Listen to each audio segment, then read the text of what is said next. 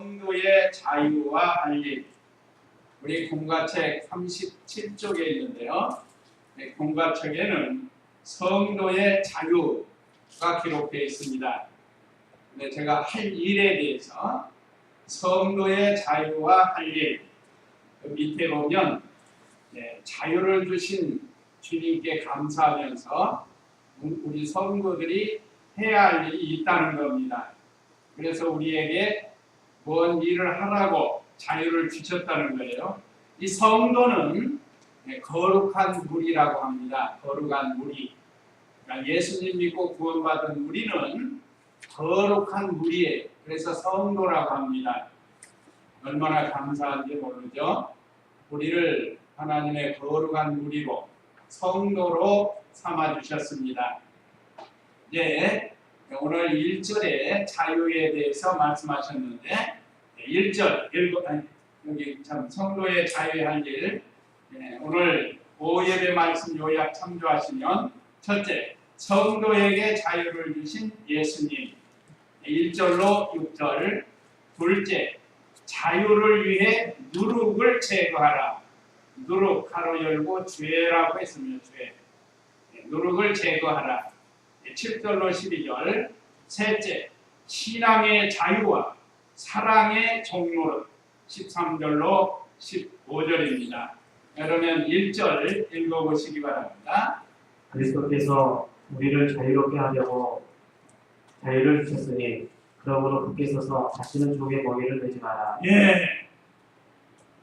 오늘 여기 말씀해 놓은 그리스도는 예수님입니다. 예수님이 우리에게 자유를 주었다는 거죠. 우리를 자유롭게 해주려고 했습니다. 그러니까 우리는 성도예요. 그러니까 우리는 성도, 예수 믿는 성도를 가리킵니다. 예수 믿지 않는 사람은 여기에 들어가지 못하는 거예요. 그러니까 우리를 자유롭게 해주려고 자유를 주셨으니, 예수님이 우리 성도에게 자유를 주셨습니다. 우리 공과책에는 성도에게 자유를 주셨음 1절로 6절 이렇게 되어 있는데, 성도에게 자유를 주신 예수님 조금 더 구체적으로 이렇게 했습니다. 그래서 우리에게 자유를 주신 건 예수님이세요. 이 자유는 복음 안에서 영적인 자유를 누리는 것을 가리킵니다. 죄와 사망에서 해방되는 것을 가리킵니다. 아까 찬송가 421장에 그랬죠? 내가 예수 믿고서 자유를 얻었다는 거예요. 자유. 로마서 8장 1절에도 그러므로 이제 그리스도 예수 안에 있는 자에게는 결코 정죄함이 없나니 이는 생명의 성령의 법이 죄와 사망의 법에서 너를 해방하였으니라. 해방, 자유를 주었다는 거예요. 하나님께서 예수 그리스도를 통해서 우리에게 영적인 자유를 주셨습니다. 그래서 진리 안에서 영이 원하는 대로 자유를 누릴 수 있다고 했어요. 그러니까 우리 성도의 자유는 진리 안에서 누리는 자유입니다. 예수님께서도 요한복음 8장 31절인가요? 그랬죠? 진리가 너희를 자유케 하리라 하는 말씀이 있잖아요. 진리가 너희를 자유케 하리라. 우리에게 자유를 주셨습니다. 그러니까 우리의 자유는 진리 안에서 누리는 자유예요. 그래서 진리 안에서 영이 원하는 대로 할 수 있는 자유.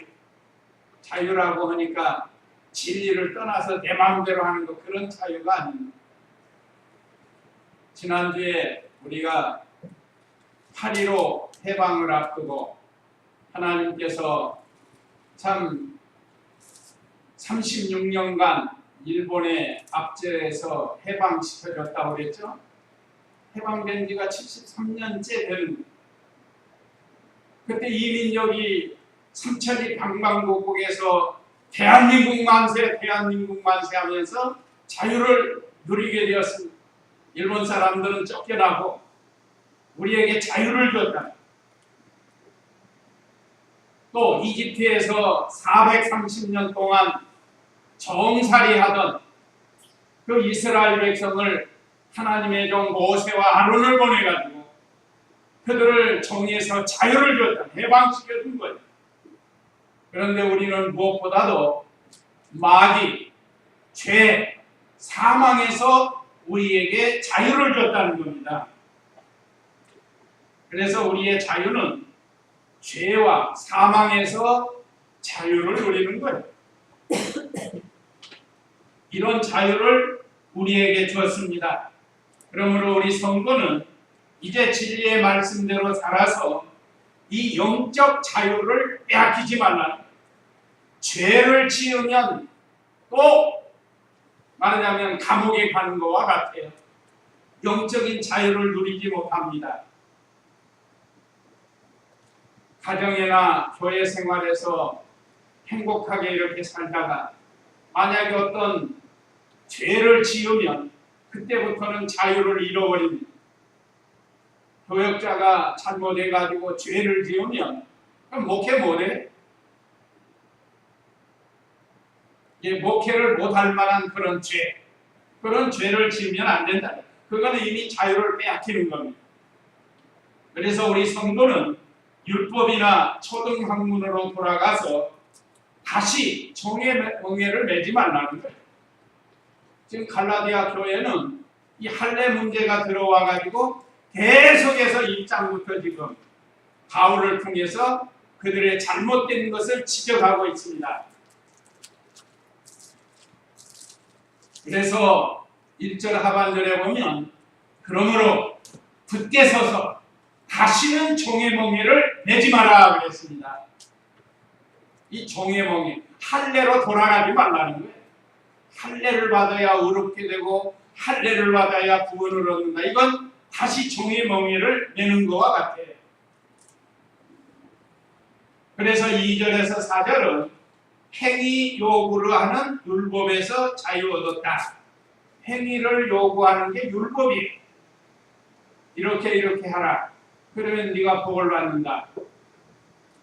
이렇게 하지 말라. 그러면 너는 저주를 받는다. 하나님께서 행위를 요구하는데 그 율법에서 자유를 얻게 해줬다는 거예요. 2절 읽어보세요. 보아라, 나 바울이 너희에게 말한다. 너희가 할례를 받는다면 그리스도는 너희에게 아무 유익이 없을 것이다. 내가 할례를 받는 모든 이에게 다시 증언하니 이런 사람은 율법 자체를 행할 의무가 있는 자이다.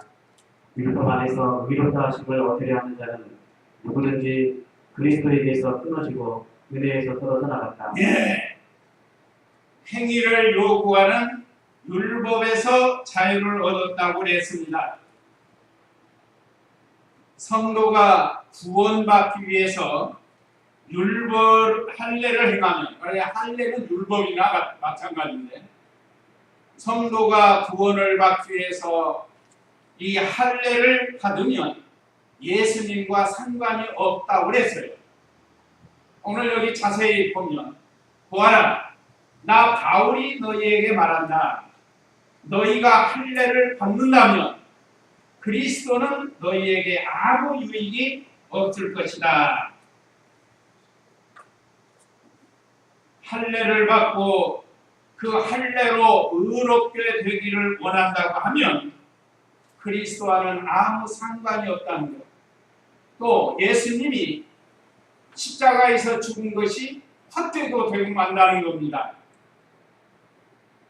예수님이 우리를 위해서 십자가에 죽으신 것은 우리의 모든 과거, 현재, 미래의 죄를 속량하여서 구원을 얻게 하고 믿음으로 구원을 얻게 하시려고 예수님이 죽으셨는데, 이제 할례를 받아야 의롭게 된다고 하면, 그렇다고 하면 예수님은 죽음이 헛된 죽음이 된다는 거예요.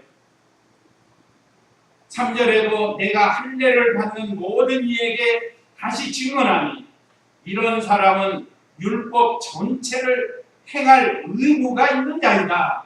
율법은 행위를 요구하기 때문에. 그래서 할례를 받아야 구원받는다 하는 이런 이 잘못된 생각으로 나간다고 하면 그러면 그 사람은 다른 율법도 다 지켜야 된다는 거예요. 다른 율법도 다 지켜야 된다는 겁니다. 예를 들면 우리 성도가 예수님 믿고 난 다음에 의식이 하나 있습니다. 구약의 할례가 오늘 신약에 뭘로 바뀌었다고 그랬죠? 세례요, 세례. 구약의 할례는 오늘 신약의 세례로 바뀌었어요. 자, 그런데 세례를 받아야 구원받는다. 이거 맞아요, 틀려요? 여기 세례는 물 세례를 말하는 게요, 물 세례. 성령 세례를 말하는 게 아닙니다, 지금. 자, 세례를 받아야 구원을 받는다. 그래서 예수님을 믿어도 세례를 받아. 천주교에서는 그렇게 가르쳐요. 천주교에서는 세례가 없으면 안 돼요, 거기는. 그래서 사람이 인정하려고 하면 얼른 누구든지 세례를 줘야 된대요. 이게 우리하고 안 맞는 거예요. 왜 그런가? 우리는 세례가 두 가지인데 성령 세례를 받은 사람은 이 물 세례를 안 받아도 구원을 받는 거예요. 그러니까 우리가 하는 이 물 세례는 구원받기 위해서 하는 게 아니에요. 이것은 죄 씻은 표로 우리가 세례식을 거행합니다. 또 우리 예수님이 명령을 하셨어요. 이건 구원을 얻기 위해서 세례를 행하라고 하신 게 아니고 구원받은 성도에게 구원의 은혜를 좀 더 깨닫게 하려고 이 의식을 제정해 주신 겁니다. 그러니까 혹시 세례를 안 받았어도 예수님을 믿으면 구원을 얻어요. 그 증거가 뭐라고 그랬죠? 예수님과 함께 십자가에 못 박힌 오른쪽 강도 말이에요. 그 사람 누가 세례 주었습니까? 언제 세례 준 거 아니에요? 자, 예수님도 세례를 주어야 구원 얻는다면 그 사람에게 세례를 줘야 돼. 야, 요한아! 묻어다가 이 강도에게 세례 줘라! 그랬어야 된다고요. 근데 그게 아니잖아요. 오늘 내가 나와 함께 나머지 이르리라. 그게 믿음으로 간 거예요. 믿음으로. 예수님을 믿었단 말이에요. 이 시간에. 하나님의 아들로 구세주로 믿은 거예요. 그러니까 오늘날 우리가 세례받는 것도 구원받기 위해서 세례받는 게 아니라는 거예요. 그러나 세례, 이 물세례 의식을 통해서 많은 은혜가 있습니다. 씻어 정결케 한다는 그런 표가 세례라고 했는데 이 성령 세례로 우리는 과거, 현재, 미래의 죄를 다 씻음을 받은 거예요. 그러니까 오늘 이 할례 문제로 인해서 만약에 할례를 해서 의롭게 되고 구원 얻는다고 하면 할례뿐만 아니라 이것도 율법 중에 하나니까 다른 율법도 다 지켜야 할 의무가 있다는 거예요. 그런데 율법을 다 지킬 수 없잖아요. 율법이 전체가 몇 가지라고 했죠? 13가지, 613가지, 그 세 번째 안에 있습니다. 613가지가 있다. 거기서 하나만 못 지켜도 그건 죄요. 612가지를 지켰다가 하나만 못 지켰다. 그래도 그건 죄예요. 그래서 우리 인간이 이걸 다 지킬 수 없기 때문에 예수님을 이 땅에 보내셔서 우리 죄를 대신 짊어지게 하신 겁니다. 그런데 이제 와서 다시 갈라디아 교회가 할례를 행해야 의롭게 된다고 하는 이 어떤 잘못된 사람들의 가르침. 그래서 4절에도 율법 안에서 의롭다 하심을 얻으려 하는 자는 누구든지 그리스도에게서 끊어지고 은혜에서 떨어져 나갔다 그랬습니다. 그러니까 내가 할례를 받아야 구원을 얻는다고 하면 율법 전체를 지켜야 하고 또 율법 안에서는 의롭다 하심을 얻으려 하는 자는 누구든지 그리스도에게서 끊어지고 은혜에서 떨어져 나갔다 그랬습니다. 그렇기 때문에 우리는 율법을 지켜서 구원 얻는 사람은 하나도 없어요. 율법 다 지키는 사람이 어디 있겠어요? 하나님 은혜에서 떨어진 자가 되고 만다고 했습니다. 그 다음에 세 번째는 5절로 6절 읽어보세요. 우리는 성령을 통하여 믿음으로 말미암아 의의 소망을 고대하고 있다. 그리스도 예수님 안에서는 할례나 무할례나 아무 효력이 없고 오직 사랑으로 역사하는 믿음만이 효력이 있다. 예, 여기서 할례나 무할례 효력이 없다. 뭐에 대해서요? 구원에 대해서 말하는 거예요. 구원에 대해서. 사실 유대인들은 예수님 믿고 할례 행할 수 있어요. 자, 오늘날 우리가 예수님 믿고 세례 안 받으면 안 되잖아요. 예수님을 믿었으면 세례를 받아야 마찬가지로 여기서도 예수님을 믿었으면 할례를 받을 수가 있어요. 또 안 받을 수도 있어요. 세례도 마찬가지입니다. 그러나 예수님이 우리에게 직접 명령하신 이 세례는 우리가 주님 오실 때까지 지키라고 했으니까 그걸 우리는 지키는 거예요. 그래서 세례식을 거행합니다. 세례도 유아 세례가 있고 또 성인 세례가 있고 입교식이 있습니다.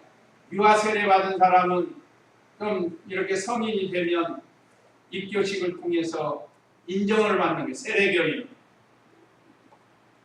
자, 여기서 오늘 5절 6절에서는 구원은 할례나 무할례가 효력이 없다? 지금까지 말씀드린 내용이에요. 이게. 자, 우리는 성령을 통하여 믿음으로 말미암아 의의 소망을 고대하고 있다. 믿음으로 의인이 된다는 소망을 말하는 거예요. 그건 성령으로 말미암아 된다. 성령으로 말씀과 성령을 거듭나게 해서 의롭게 했던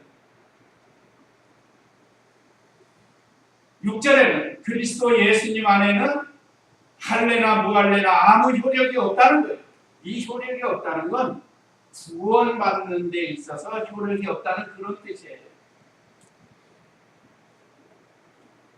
그래서 이 유대인들은 할례를 할 수 있어요. 의식이니까. 아브라함 때부터 하나님이 율법으로 정해준 의식이니까 그 사람들은 그 사람대로 할 수 있어요. 또 할례가 없어도 구원은 받는다 이 말이죠. 그러니까 할례 받아도 구원받고 안 받아도 구원받는데 할례가 구원의 조건이 될 수가 없다는 그런 내용의 말씀입니다. 그래서 할례나 무할례나 아무 효력이 없고 오직 사랑으로 역사하는 믿음만이 효력이 있다. 믿음으로 구원받는다 이 말이에요.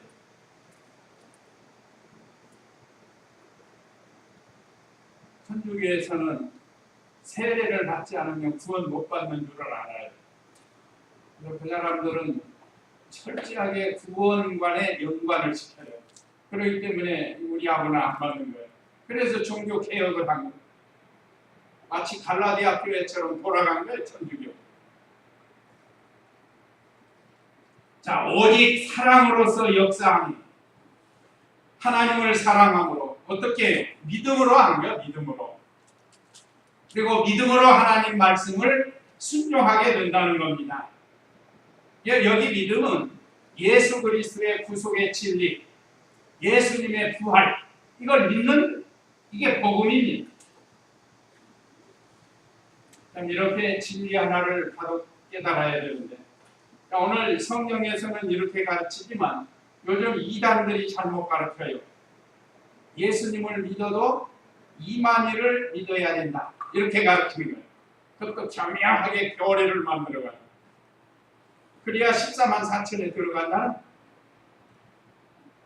근데 참 신기하게도 넘어가는 사람 많아요. 그게. 목사도 넘어가고. 우리 교회는 이런 게 들어오지 않도록 철저히 방어하고 배척을 해야 돼요. 그 다음에 두 번째 7절 12절은 자유를 위해 누룩을 제거하라. 누룩은 죄라고 했는데 7절 8절 읽어보세요. 너희가 다름질을 잘하고 있었는데 누가 너희를 막아 진리를 순종하지 못하게 하였느냐? 그 설득은 너희를 버리신 본체에서 난 것이 아니다. 적은 누룩이 온 덩어리를 덮게 한다. 나는 너희가 아무 다른 생각도 하지 않을 것이라고 주님 안에서 확신한다. 그러나 너희를 요동하게 하는 자는 누구든지 심판을 받을 것이다. 예, 자유를 위해 누룩을 제거하라 했는데 누룩이 들어와 신앙이 중단된 교회, 지금 어느 교회죠? 여기 교회는 갈라디아 교회 안에 갈라디아 교회가 믿음으로 구원 얻는, 믿음으로 의롭게 되는 이 진리를 붙들고 지금 다른 박질을 잘 하고 있는데 하다가 지금 중단이 됐다는 거예요. 누룩은 할례를 가리킵니다. 할례 지금 갈라디아 교회의 누룩은 할례. 그래서 누룩이 들어와 갈라디아 교인의 신앙이 중단되었다고 했습니다. 7절 다시 보면 너희가 다름질을 잘하고 있었는데 누가 너희를 막아 진리를 순종하지 못하게 하였느니라. 원래 갈라디아 교인들이 바울을 통해서 복음을 잘 듣고 그대로 믿고 순수하게 순종해가 나갔다면 이게 달리기예요. 그런데 거짓 선지자가 들어와가지고 미혹을 하는 바람에 달리기가 중단이 됐어요. 다른 복음을 쫓아가도록 했다. 그러면 이미 여러 번 말씀드려서 이 할례를 받아야 의롭게 되고 구원받는다는 건데 이것은 영적인 신앙에서 떠나서 육신 중심으로 기울어졌기 때문에 그렇게 되는 겁니다. 제가 가만히 생각해 봤어요. 제가 이제 막 지금 이 신앙의 달리기를 하고 있는데 어떤 사람이 와가지고 내 앞을 딱 가로막고 나를 끌고 가가지고 미혹을 하는 거예요. 미혹을 해가지고 예수님 믿어도 할례를 얻어야 구원이다. 그러니까 할례는 뭐야? 우리 믿음의 조상 아브라함 때부터 내려온 거 아니냐? 얼마나 이 귀한 것을 우리가 버리느냐? 자, 예수님 믿고 구원받는 것도 좋지만 할례를 받으면 구원받는다. 이거 거기 딱 미혹받은 거예요. 그래가지고 강대상에서 달리기 하던 거 믿음으로 의롭게 되는 거 중단하고 이제 강대상에서 성도들에게 말하는 거예요.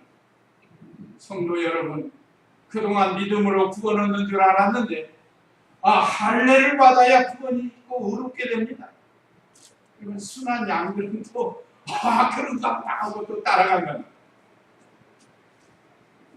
오늘 우리 성도님들은 미혹하는 세력이 곳곳에 있습니다.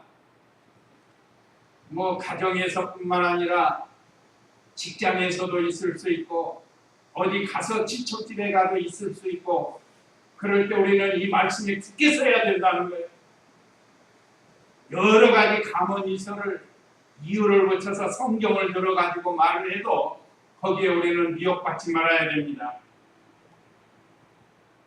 요즘 이단들이 이렇게 교역자를 미혹에 빠뜨리게 하고 그 교역자가 성도들을 또 끌고 가는 어떤 때는 성도들이 미혹받아가지고 와가지고 다른 성도들을 또 미혹을 한다.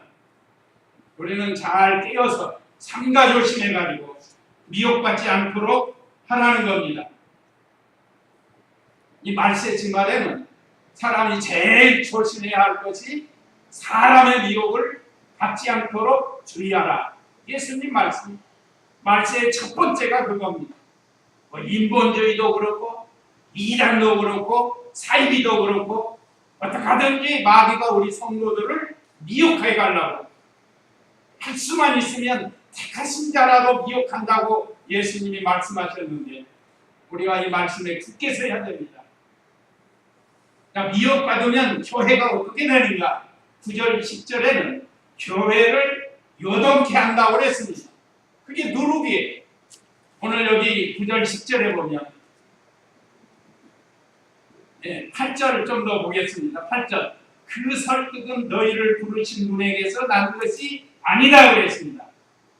그러니까 믿음으로 구원 얻는 이 다른 박질을 잘하고 있는데 삶의 문제가 들어와가지고 그걸 가지고 설득을 하는데 그거는 하나님이 보내신 자가 아니라는 거예요. 왜 그랬죠? 그 설득을 너희를 부르신 분에게서 난 것이 아니다. 우리를 원래 부르신 분은 하나님이세요. 근데 여기 이단이나 사이비가 들어와가지고 다른 복음을 전해줬단 말이에요.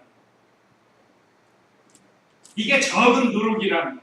그래서 9절에 적은 누룩이 온 덩어리를 부풀게 한다. 여러 번 말씀드렸지만 사람이 빵을 만들 때 누룩을 넣으면 부풀어가지고 부드러운 카스테라가 되는 거예요. 얼마나 먹기가 좋아요. 근데 이 누룩은 온 덩어리를 부풀게 하는 거예요. 누룩, 우리가 쓰는 누룩 자체가 죄는 아니에요.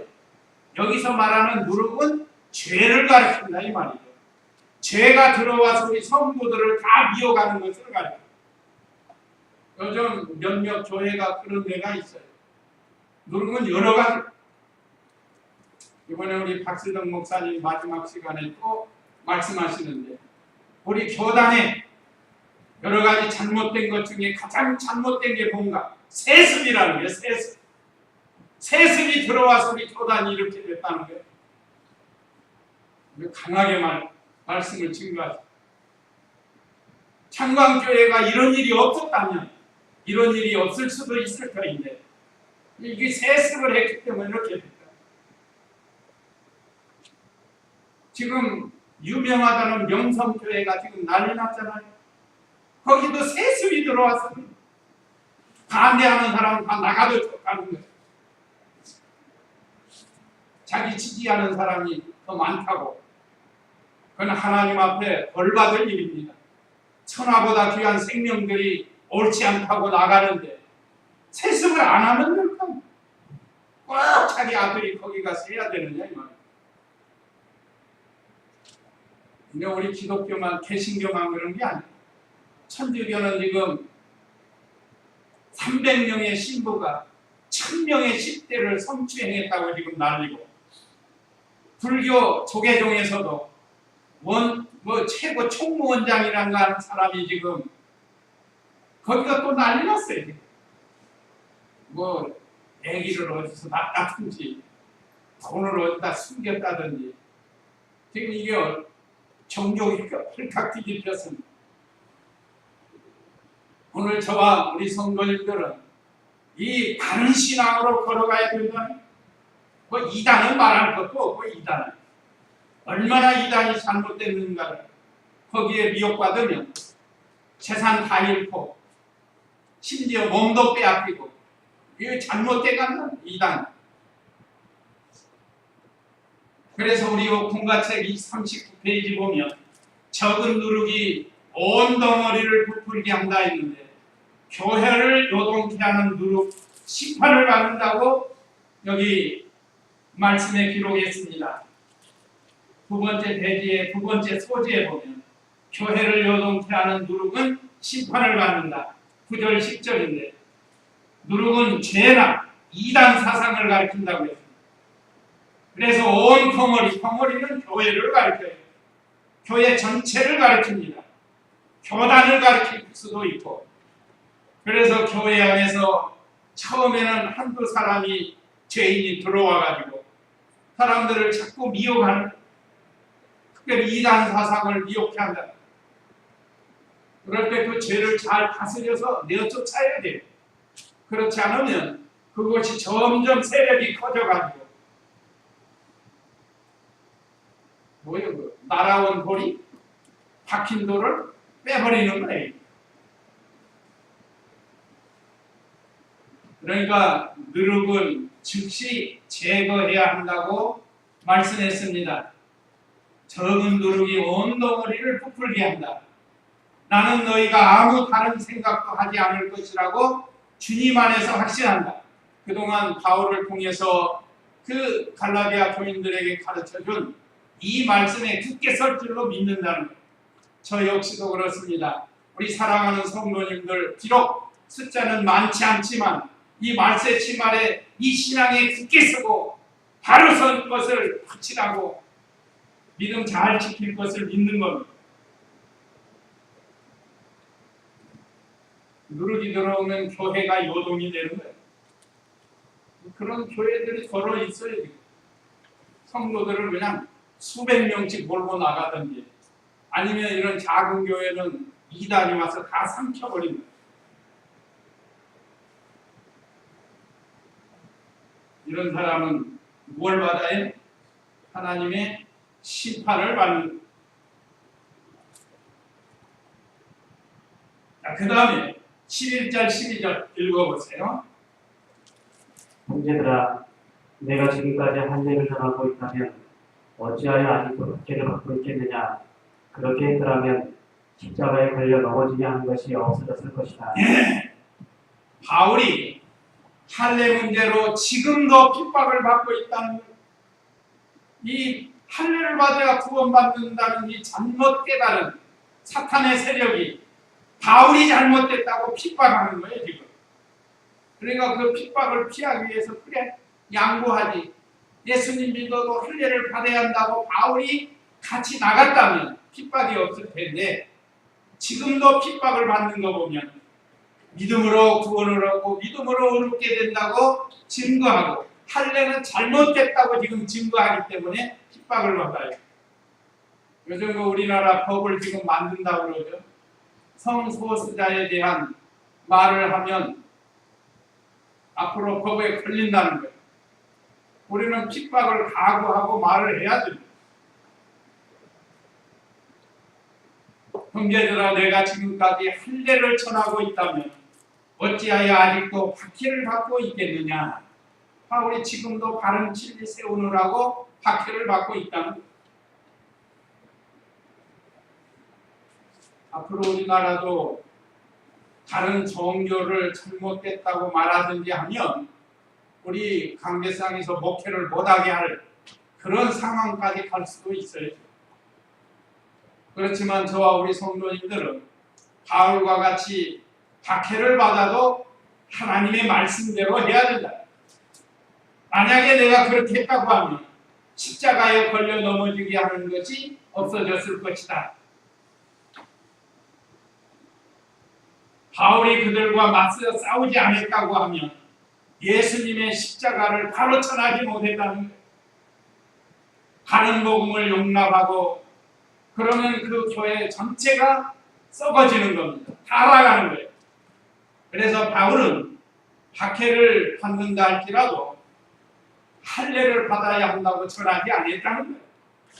오늘 저와 우리 성도님들도 이 바른 진리를 잘 배워서 지키고 전해야 되겠습니다. 참 교회를 어지럽히지 말고 스스로 그 사람들은 나가야 돼요. 차라리. 그래서 나가서 자기끼리 하면 되지. 왜 교회를 노동해가지고 심판을 받는. 마지막으로 13절로 15절은 신앙의 자유와 사랑의 종로릇. 13절 읽어보세요. 형제들아, 너희가 자유를 위하여 부르심을 받았으나 다만 그 자유를 육체를 위한 기회로 삼지 말고 오히려 사랑으로 서로 종노릇하여라. 예. 12절 보면 너희를 혼란스럽게 하는 자들은 스스로 잘라버렸으면 좋겠다. 그 사람은 철저히 제거하라는 거예요. 갈라디아 교인들에게. 지금 서신으로 하나님 말씀으로 주었으니까. 이렇게 할례를 받아야 구원받는다고 하는 사람들은 떼어내라는 거예요. 쫓아내라는 거예요. 13절은 성도의 자유는 사랑의 종노릇을 위함이라고 했습니다. 형제들아, 너희가 자유를 위하여 부르심을 받았으나 다만 그 자유를 육체를 위한 기회로 삼지 말고 오히려 사랑으로 서로 종노릇 하여라. 성도가 예수님 믿기 전에는 죄와 율법의 종노릇을 했습니다. 그런데 예수님을 믿고 이제는 자유를 누리게 됐다는 거예요. 우리 하나님께서 우리 성도에게 주신 자유는 자기 욕심을 채우라고 준 게 아니라는 거예요. 근데 요즘 이단들 보면 욕심 채우는, 우리 개신교 안에도 그런 사람이 욕심 때문에 교회에 어떻게 되든 말든 나가는 사람들. 창광교회가 지금 그런 모습이에요. 욕심 때문에 그래요. 욕심. 그 욕심되는 물질이에요. 물질. 창광교회 그 재단 이사의 재물이 상당히 되거든. 그거 다 우리 성도들이 수십 년 동안 작정 연구해가지고 만들어진 건데 그걸 자기들이 꿀꺽 생기는 거예요. 지금. 하나님이 내버려 두겠어요? 반드시 그 심판받을 일인데 그렇다고 우리가 심판받게 해주십시오. 뭐 그렇게는 할 수 없잖아요. 그래도 불쌍히 여기고 회개하고 돌아오라고 하는 거예요. 우리에게 신앙의 자유를 준 것은 서로 사랑 안에서 종로를 하라는 거예요. 오늘 또 보니까 아침 일찍이 점심 담당하신 분들 오셔서 더운데 주방에서 또 음식 만들으라고 수고하는 거. 그래서 사랑의 종로를 하는 겁니다. 이게. 각 구역마다 돌아가면서 이렇게 하고 교회 봉사하는 거 다 마찬가지. 우리가 서로 사랑으로 종노릇을 하라고 말씀을 주신 겁니다. 자, 그 다음에 14절 읽어보세요. 이는 온 율법이 내 이웃을 내 자신처럼 사랑하여라 하신 하나님의 말씀 안에서 성취되기 때문이다. 예. 14절 모든 율법의 중심은 사랑이라는 거예요. 그 가로 열고 613가지라고 했는데 14절 다시 보면 이는 온 율법이 온이라는 게 모든 율법이 그거예요. 내 이웃을 내 자신처럼 사랑하여라. 율법 전체 요지가 사랑이라는 거예요. 사랑. 그래서 이 율법이 성경이 많은 율법이 613가지가 된다고 했는데 이 613가지를 요약해서 만드는 게 10계명이에요. 10가지 계명, 10계명. 그래서 우리 신앙생활에 아주 중요한 게 10계명입니다. 그런데 예수님이 오셔서 이 10계명을 또 요약해가지고 하나로 만든 게 있죠. 그게 뭐죠? 사랑이에요. 사랑. 그래서 10계명, 1계명서 4계명은 하나님 사랑, 5계명서 10계명은 사람을 사랑하는 거예요. 이렇게 예수님이 사랑의 계명으로 요약을 했습니다. 그래서 모든 율법의 중심은 사랑이라는 사랑. 하나님을 사랑하면 다른 신 섬길 수 없습니다. 하나님을 사랑하면 우상 숭배할 수 없습니다. 하나님을 사랑하면 하나님의 이름을 망령되이 일컬을 수가 없어요. 하나님을 사랑하면 안식일을 지킬 수 있습니다. 또 사람을 사랑하면 부모를 공경하는 겁니다. 사람을 사랑하면 살인할 수가 없죠. 사람을 진정으로 사랑한다면 거짓말하지 않습니다. 이웃의 물건을 탐내지 않습니다. 거짓 증거하지 않습니다. 이게 바로 사랑의 계명의 10가지 계명. 그것을 예수님께서 새 계명을 너희에게 주노니 서로 사랑하라. 내가 너희를 사랑한 것 같이 너희가 서로 사랑하면 너희가 내 안에 있는 줄을 아느니라 하고 말씀하시잖아요. 너는 사랑해야 돼. 그리스도 안에서 서로 사랑하는 것.